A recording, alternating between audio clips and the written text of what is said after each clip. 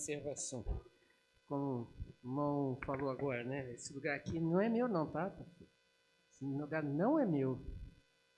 Esse lugar aqui é do Senhor, né? Deus tem que falar aos nossos corações. E por enquanto a gente vai sendo usado, né?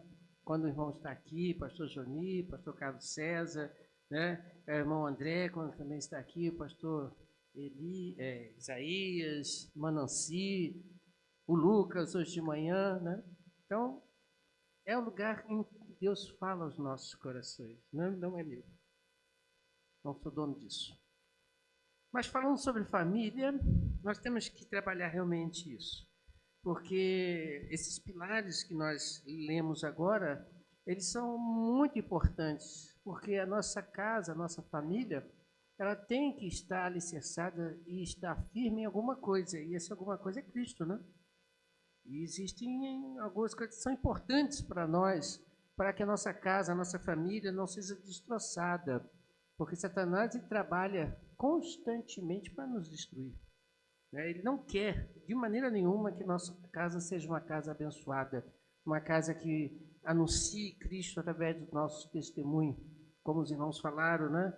O irmão Robson dando testemunho do garoto, né? A Débora dando testemunho, né, do casamento. As nossas vidas devem de ser isso, testemunho para a honra e glória do nosso Deus, porque Deus realmente age, Deus faz, mas também precisamos fazer a nossa parte, né? Precisamos fazer a nossa parte. E eu gostaria de meditar nessa noite no texto de 1 Coríntios, capítulo 10, versículo 3 e 4.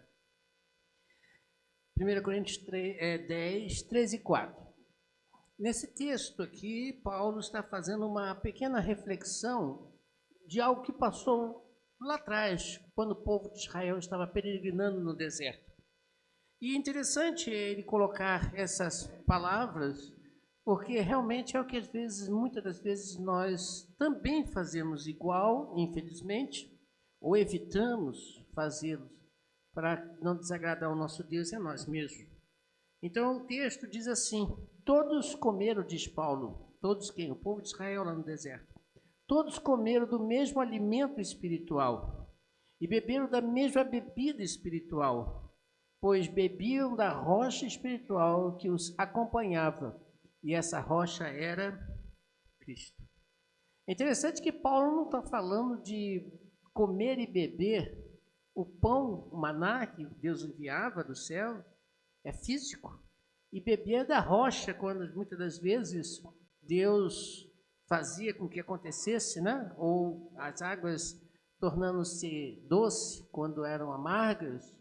Enfim, eram coisas físicas. E estavam experimentando a ação de Deus de ações físicas, as cordonizes, né? E, enfim, tudo que Deus deu àquele povo para que eles pudessem peregrinar no deserto era físico. Mas nós sabemos muito bem que aquelas coisas que aconteceram lá no deserto era em figura, e a gente vai ver, das coisas espirituais. Por isso que Paulo chega aqui e diz: eles comeram e beberam de um maná espiritual. E é interessante observar que eles estavam bebendo e comendo de uma rocha, que é Cristo.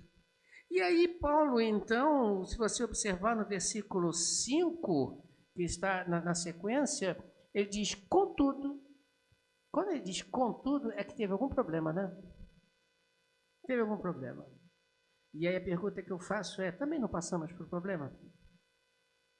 E ele diz, contudo, Deus não se agradou da maioria, não de todos, da maioria deles.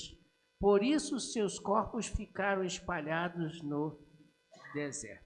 O que eu quero pensar com os irmãos é exatamente, Deus não ficou satisfeito com o quê? O que aquele povo fez ou deixou de fazer que fez com que Deus não se agradasse da maioria deles? E, com consequência, eles ficaram caídos no deserto. Foram caindo devagar no deserto. E aí, nos versículos 6 em diante, Paulo ele vai dar alguns exemplos do que aconteceu lá no deserto, que serve para nós e nossas famílias. E eu gostaria de chamar a atenção dos irmãos, já está no versículo 6. A primeira coisa que Paulo fala através de Paulo é Veja aqui no versículo 6. Estas coisas ocorreram como exemplo para nós que não, o quê? Cobicemos coisas más como eles. Entenda o versículo. Para que não? Para que não? Está vendo aí no versículo? Para que não? Ou, em outras palavras, o Lucas falou até de engraçado hoje de manhã, né? O pastor gosta do grego, né? Hebraico, esse negócio todo, né? E eu gosto mesmo, porque já falei uma vez aqui, repito, a língua hebraica, a língua grega, ela é riquíssima em palavras, coisa que nós, no português, somos muito bem limitados, né? Existem muitas palavras lá que são traduzidas, às vezes, uma coisa só em português, e que tem um sentido totalmente diferente. Mas isso é um problema de tradução. Isso acontece em qualquer idioma. Essa expressão, para que não, significa façamos acontecer. A palavra grega ali colocada é para que não façamos acontecer. A ideia é essa. Então, essas coisas ocorreram, como exemplo, para que nós não façamos acontecer. Façamos acontecer o quê? Coisas mais. Mas antes das coisas mais, ele usa uma outra palavra. Cobicemos. Essa palavra cobicemos dá a ideia de com muito amor, com muito interesse, ardor. Ou seja, Paulo está dizendo, essas coisas ocorreram como exemplos para nós, para que não façamos acontecer com muita vontade, com muito ardor. Olha como é que está ficando mais profundo o versículo. O quê? Coisas mais. Essa palavra aqui, ela tem a ideia de, no grego, de coisas de natureza perversa, destrutivo, venenoso. Então, Paulo está dizendo que essas coisas no deserto, que fizeram com que o povo ficasse caído lá, são coisas que muitas das vezes nós, na nossa casa, na nossa família, não nos apercebemos, não nos atentamos para isso. E muitas das vezes até cobiçamos, ou seja, desejamos com muito amor fazer acontecer, mas não para o bem, mas com o sentido de destruir a família. E são coisas, detalhes, que muitas das vezes passam desapercebidos em nossas vidas. Muitas das vezes nós fazemos coisas que aparentemente aos nossos olhos está legal. Qual o problema de querer beber água no deserto? Algum problema? Não. Qual o problema de comer a comida que Deus mandava? Era até bom, não tinha que trabalhar, né? Não tinha que plantar, não tinha que correr atrás, né? Não tinha problema nenhum. Mas alguma coisa estava acontecendo no coração daquelas pessoas, que eles estavam vivendo, algumas delas, fazendo acontecer e com muito ardor em seus corações, com muito amor, com muito apego às coisas venenosas e destrutivas. Que coisas são essas? Aí vem o versículo 7 e Paulo começa a trabalhar. Ele diz o que aí? Não sejam idólatras. A primeira expressão que ele fala, não sejam idólatras, como alguns deles foram. O que é ser idólatra, irmãos? É fácil, todo mundo sabe. Né? É aquele que adora um outro Deus, se curva a um outro Deus, se prostra diante de outro Deus. Isso é idolatria, ok? Mas você, quando pensa em idolatria, pensa logo em imagens, pensam logo em certos quadros, né, que nós conhecemos muito bem. Só que tem uma coisa mais interessante do que isso. O que é realmente idolatria? É somente você se curvar e adorar outro Deus? Tem muito mais do que simplesmente isso. Idolatria é tudo aquilo que está no lugar de Deus no nosso coração, nos nossos corações. Tudo aquilo que eu ou você colocamos no lugar de Deus. Tudo aquilo. Pode ser uma pessoa, pode ser alguma coisa, pode ser até você mesmo, pode ser até o seu eu, que você luta para acontecer com muita dor e ficar naquela posição. Isso é complicado porque quando você age dessa forma, você tira Deus do trono e coloca outra coisa ou outro ser naquele trono. E vou dar um exemplo. Colossenses. Colossenses, veja lá, Colossenses 3,5. Olha o exemplo que Paulo dá em Colossenses e que muitas das vezes nós não nos apercebemos. É um exemplo, só um exemplozinho, né? Para a gente conversar. Portanto, façam morrer tudo o que pertence à natureza terrena de vocês. Aí ele coloca imoralidade sexual, impureza, paixão, desejos maus e a cobiça. Cobiça é idolatria. E o que é cobiça? O que é cobiça? Como é que é?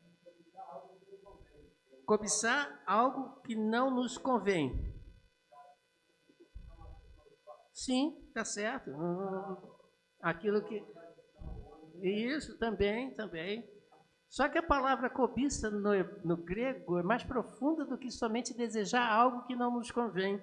Também tem a ideia de fazer um esforço acima da média para ter aquilo que não tem necessidade.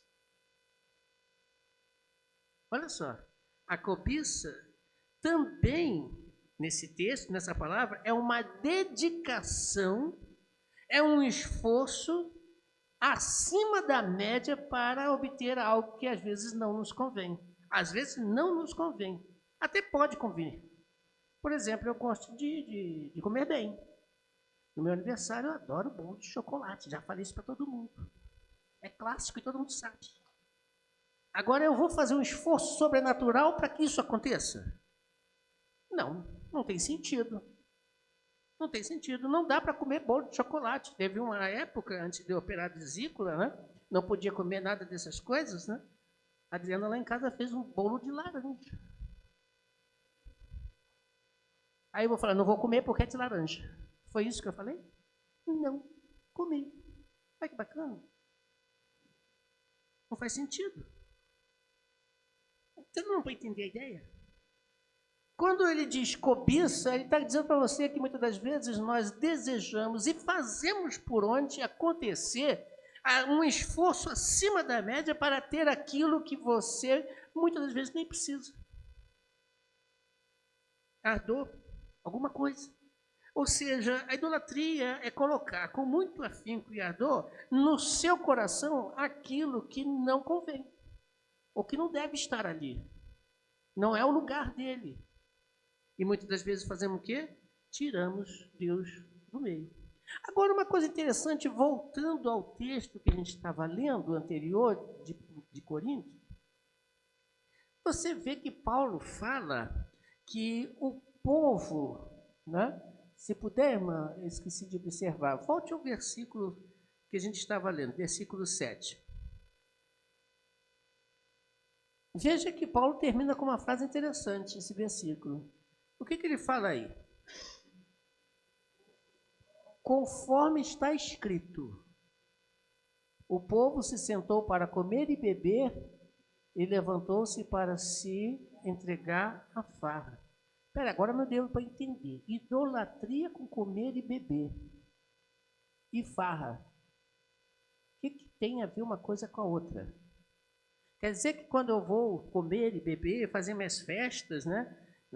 A nossa igreja gosta de festa, né? É até um perigo danado, porque a gente acaba engordando, né? Esse é pecado? É idolatria? Então não posso fazer festa? Não posso comer? Não posso, né? Não posso brincar? É pecado? Será que é isso que Paulo está falando? Com certeza não. Com certeza não. Paulo está se referindo a um momento específico que aconteceu lá no povo, lembra que estamos falando do povo de Israel? Lá em Êxodo capítulo 32, versículo de número 1 a 8. Lá em Êxodo capítulo 32, versículo de 1 a 8, né? O tempo já está bem corrido, não vamos precisar ler todo ele não, mas veja bem uma coisa interessante. Moisés subiu, foi encontrar-se com Deus.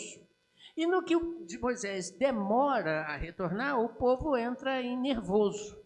Né? Começam a ter um tique-tique lá nervoso, começam a ficar nervosos lá, cadê Moisés? Moisés foi embora, deixou a gente para lá e para cá. Então vamos fazer o seguinte, vamos fazer um bezerro. Aí vão lá até para Arão, né?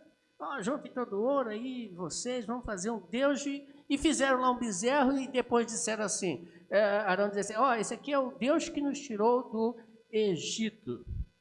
E aí, então, eles fizeram o que diante daquilo? Eles começaram a festejar, comer e beber, farriar. Né? Só que, aqui que está o grande problema da questão. Nesse texto, depois vocês leiam com mais calma em casa, e vocês vão observar. Deus tirou o povo do Egito, mas o povo não tirou o Egito do seu coração. Já ouviram uma frase parecida com essa? Deus tirou o povo do Egito, mas muitos dali não tiraram o Egito do seu coração. Então, quando Moisés demora a vir, o que eles fazem? Eles se entregam à farra da imoralidade, da idolatria. Eles fazem um Deus para eles. Não é o comer, não é o beber em si, não é o brincar. É até bom e sadio isso. Só tem que ser devagar, senão engorda quem come muito. Né? É até sadio. Mas o problema é que aqueles estavam ali se entregando aos prazeres da carne. Leiam o texto depois com calma e com bastante atenção, vocês vão perceber isso. E muitas das vezes nossas famílias, nossos lares são destruídos, porque em vez de entregar os nossos corpos, os nossos prazeres, a nossa alegria, a nossa comunhão de felicidade como família, nós entregamos aos prazeres das nossas carnes. Aí são destruídos. Porque em vez de se deleitar, o meu prazer estar no Senhor, alegrei-me quando disseram, vamos à casa do Senhor, né? Mais vale um dia. Repare quantos textos nós temos na Bíblia que nos mostram que há mais prazer em estar na presença de Deus, alegria na presença de Deus, mesmo comendo, bebendo. Jesus Cristo participou de festas, a gente sabe disso, e foi até chamado de comelão e beberrão. Jesus Cristo foi chamado, ele gostava de festa. Mas o problema não é a festa, o problema é o cunho da festa, é o objetivo da festa, prazer da carne. Então aquele povo se envolveu em idolatria porque infelizmente se deixaram envolver pelos prazeres da carne. Nossas famílias entram por este caminho e são às vezes destruídas, os nossos lares podem correr essa ameaça porque entregamos aos nossos prazeres da carne. Cuidado com eles. Mas Paulo continua dizendo agora no versículo 8, mais um problema. Lá no versículo 8, ele diz, não pratiquemos o quê? Imoralidade, como alguns deles fizeram. E num dia só morreram 23 mil. 23 mil. Essa referência que Paulo faz, está aí depois, vocês podem ler, também não vou ler tudo, porque não há muito tempo, mas eu vou chamar só a atenção de 2 versículos, de Números capítulo 25, de 1 a 9, mas eu não vou ler todo o texto, eu vou querer só ler o primeiro e o segundo versículo. Né? Esses dois aqui vão nos mostrar que moralidade era. Olha só, em Números capítulo 25, versículo 1 e 2. Olha o tipo da imoralidade. A palavra imoralidade, usada por Paulo, aqui em Corinto, significa relações sexuais ilícitas. Relações sexuais ilícitas. Sexta-feira até estamos fazendo um PGM, né? E falamos sobre alguma coisa sobre isso. Mas vejam que Paulo está se referindo como relações sexuais ilícitas que ocorreu lá no passado. No versículo 1 diz assim, de Números, Enquanto Israel estava em Sitim, o povo começou a cometer imoralidades sexuais com mulheres moabitas. Aí você pergunta, que imoralidades foram essas? Para você entender, você precisa o hebraico. A palavra imoralidade ali, sexual, quer dizer práticas sexuais com prostitutas cultuais. Você sabe o que é isso? Práticas sexuais com prostitutas cultuais? Você sabe o que é isso? Não? Vou explicar. Naquela época, e em alguns países ainda há pouco existem esse tipo de coisa, em que havia um grupo de mulheres que ficavam dentro do templo, né?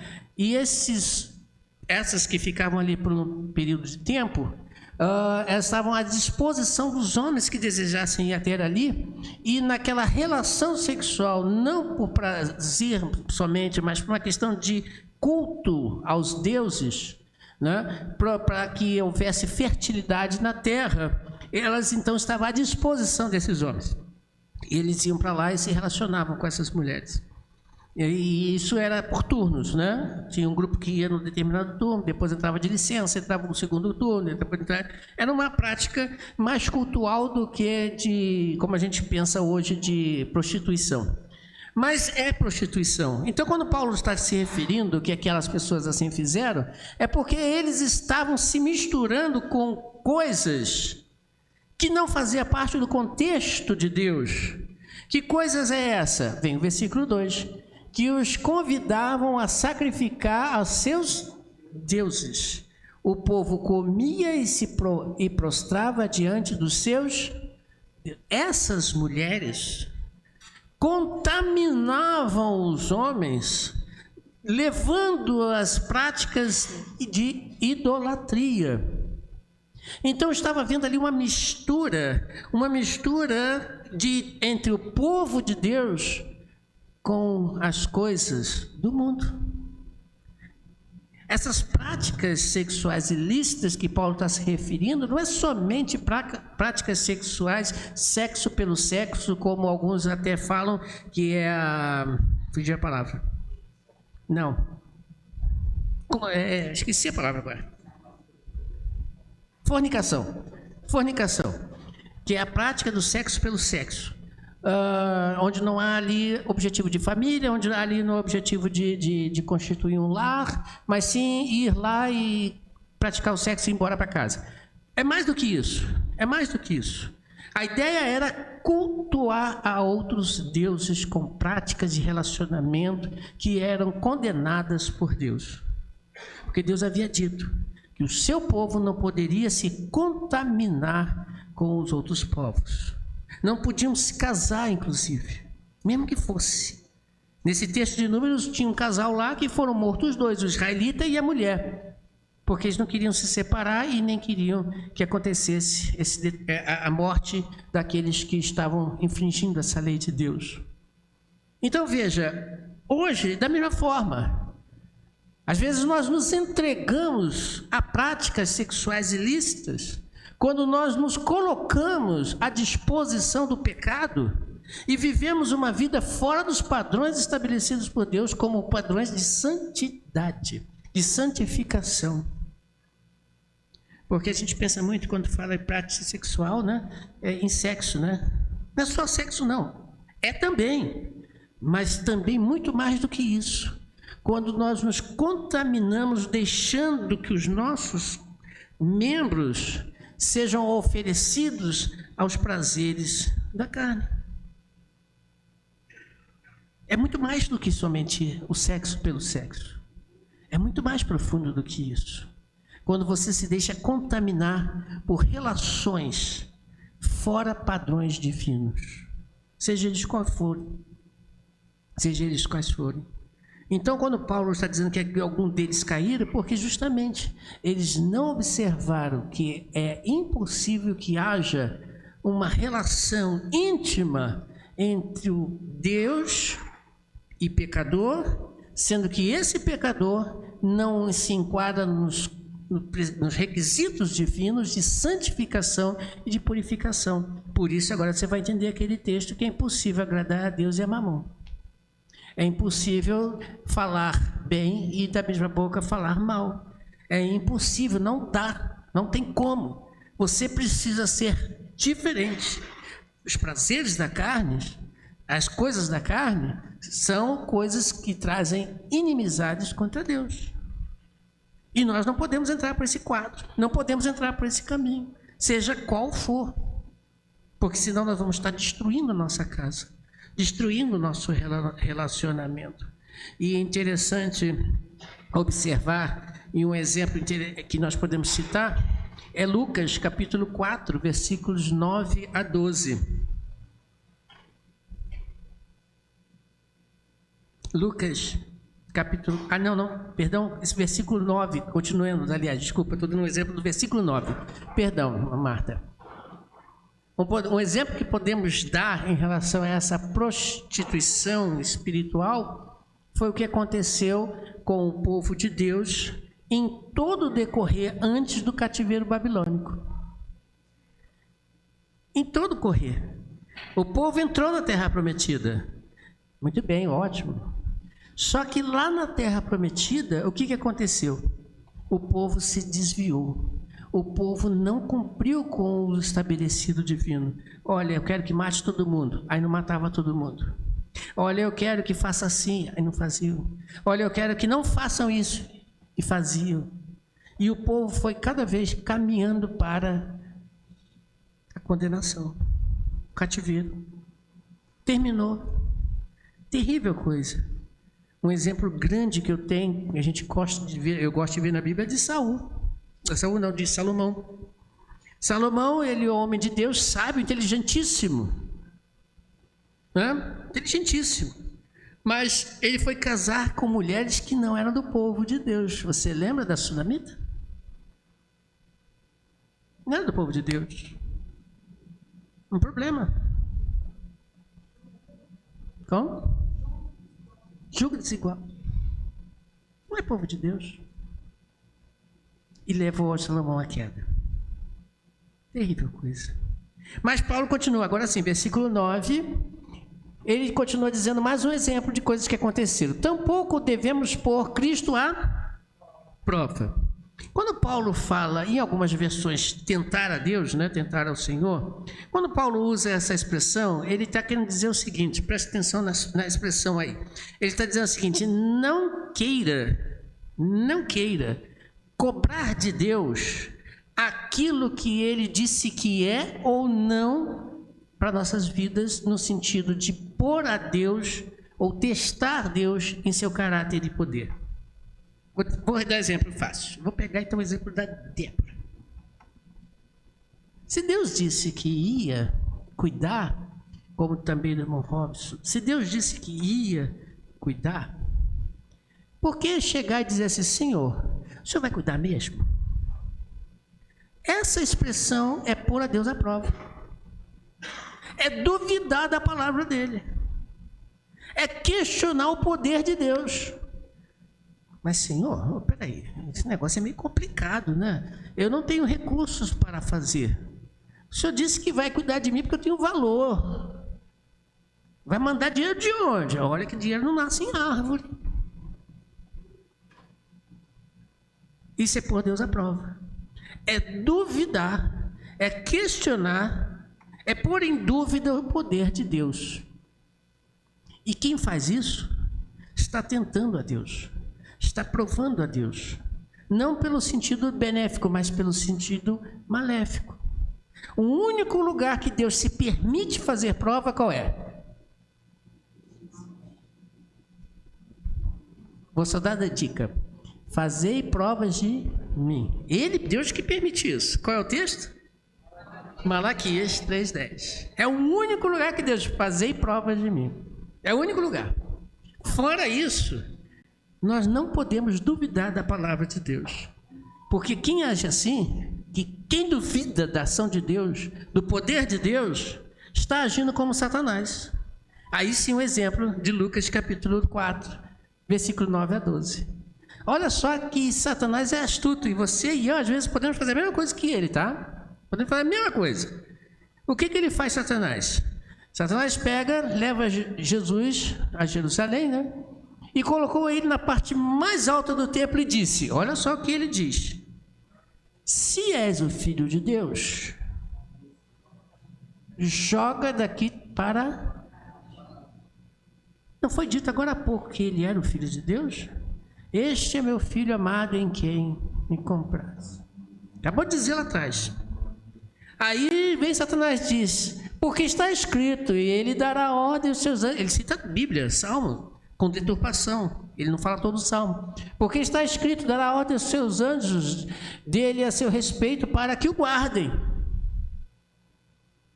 Com as mãos dele o segurarão, para que você não tropece em alguma pedra. Ele usou a Bíblia.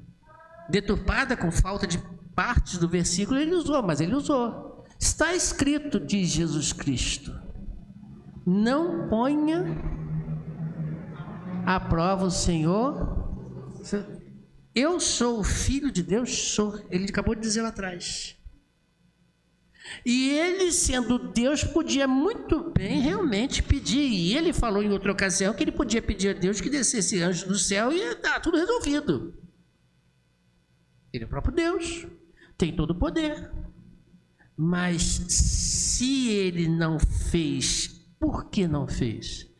Porque ele não quer ser, em hipótese alguma, questionado ou que tenhamos dúvida do seu poder, do seu caráter. Então, quando nós tentamos Deus, porque está escrito, Senhor, na tua palavra, que a gente tem que fazer assim, né?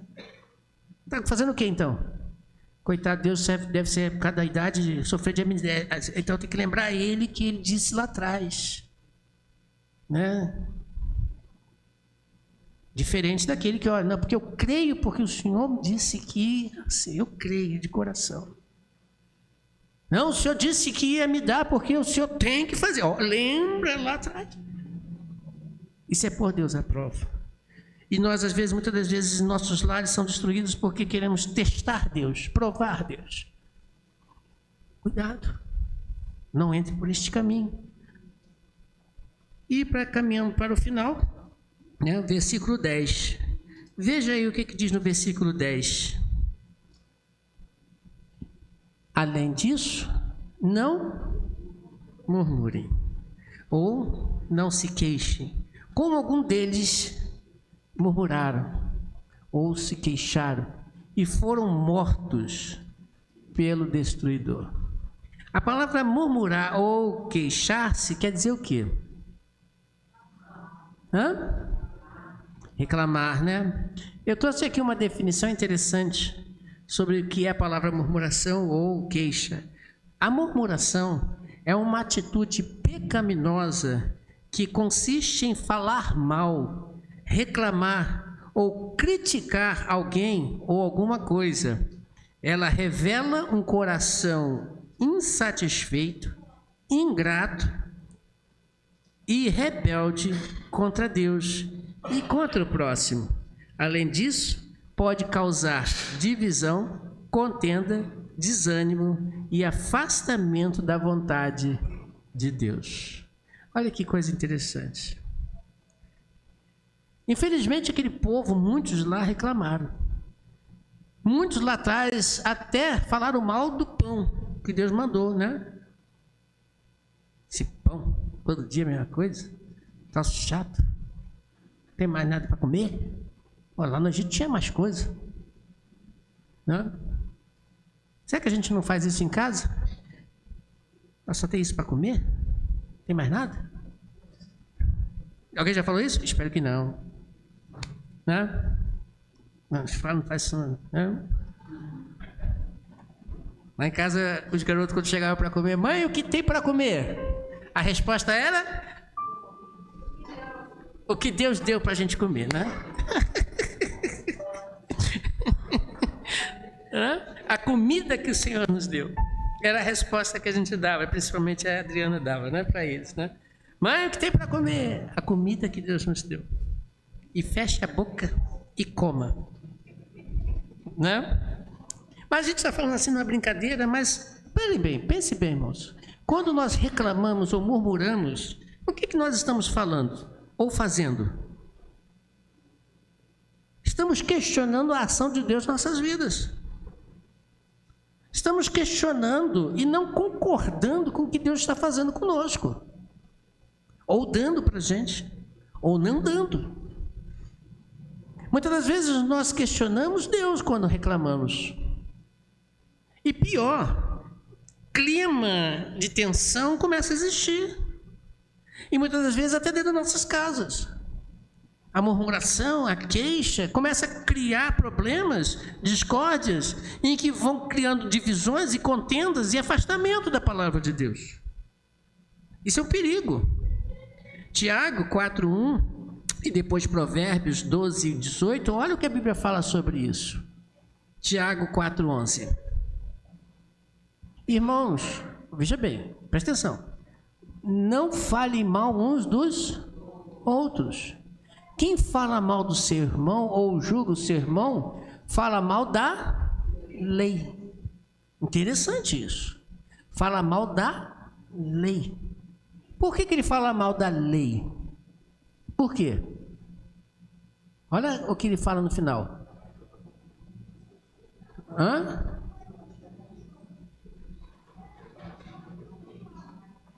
Entenderam o que ele está falando?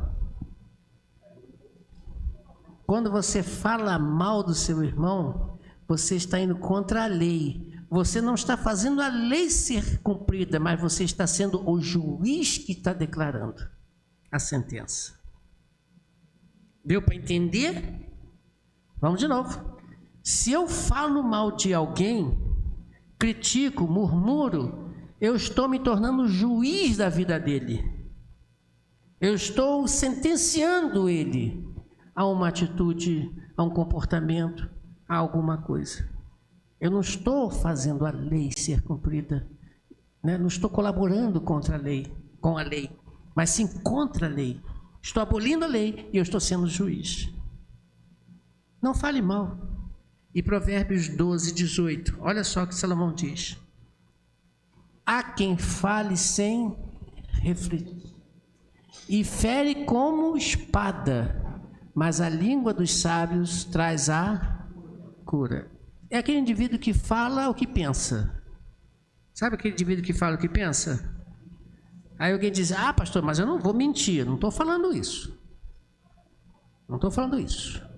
Eu estou falando que você tem que falar menos, que a Bíblia diz, e pensar muito no que vai falar, para que você não fale como usando a tua palavra, a sua língua, como uma espada que fira os outros, mas que traga paz. Que traga paz.